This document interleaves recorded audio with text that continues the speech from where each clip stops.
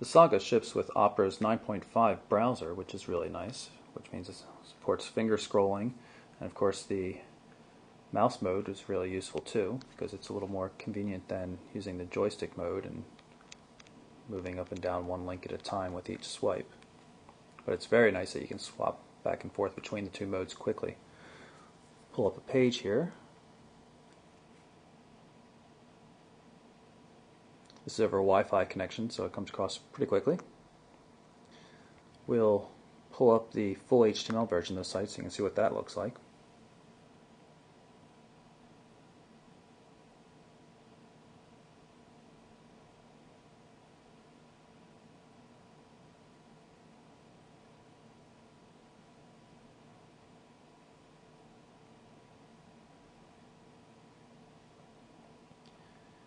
You zoom by double tapping, just like people are getting used to seeing on the iPhone.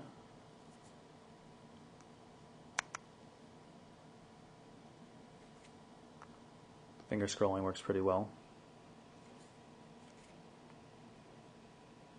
Go to the home page.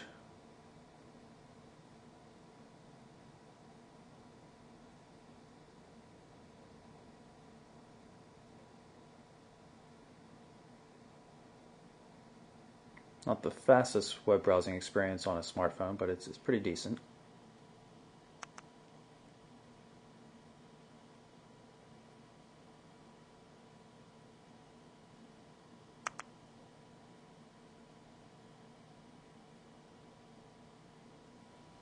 The camera on the Saga is a bit of an odd bird. You can see on the screen here we have a green box, and normally that would indicate that an autofocus camera had achieved focus lock, but the Saga does not have an autofocus camera, so we're not sure what it's telling us. At times it is white. I don't know if you'll be able to see it. You can see it flash white briefly there. Maybe it's saying it's still working on exposure, we're not sure. Also, the user interface isn't as nice as some of the user interfaces on Samsung phones we've seen recently. You can tap on the screen, turn grid, and other informational icons on and off. Menu comes up easily enough. On-screen buttons, you can put on night shot mode or put it back to normal mode pretty easily. Settings, it's all easy to go through. It's just not as useful as, say, like what we just recently saw on the Behold, where all the buttons were easily accessible from the edges of the screen. For a fixed focus camera, though, it takes reasonable photos. It's easy enough to get in to see the photo gallery. See, this one's a little overexposed. No swipe gestures for navigating through the photos, just the on-screen buttons. But for a business device like this, the camera's not a key important issue, so this is probably good enough for most people. Like all Windows mobile devices, the Samsung Saga supports Exchange servers natively for over-the-air and push synchronization, email, contacts, calendar, and tasks. You can see right now I'm just pulling down all my calendar and contact data, so we'll have it accessible on the phone here in a second. Now that we have some contact data on the phone, we can show you how contact searching works. I'm just going to type M-I-C-H. From the Today screen, you can see a list of matching names comes up. Now there's a bunch of Michaels and Michelles in my phone book, so if I want to narrow it down further, what I do is I hit space and then go and start working on the last name. So now I got M-I-C-H space O, and the only matches now are Michael and Michelle Oral. Very handy. This is the actual contact screen itself. This is a fake contact. You can see things are relatively well organized.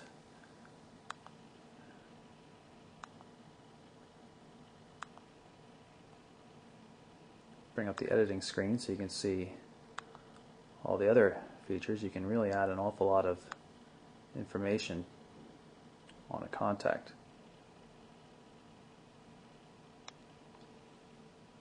So that's our look at the Saga.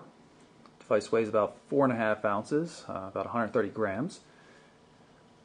It's rated for 5 hours of talk time from its battery, or about 13 days of standby time. And it's selling for $199.99 at Verizon Wireless right now. If you were a fan of the Epics, this device is probably going to be a dream come true. It takes most of the functionality of the Epics, which we really liked, and just polishes it up a bit more. Really nice package, fantastic keyboard, and the optical joystick is actually very nice to have. I would probably take this over a regular mechanical D-pad at this point in time, especially with the quick switch functionality like the Saga has. So there you go. Samsung Saga, the i770 for Verizon Wireless. It's available now. Check it out.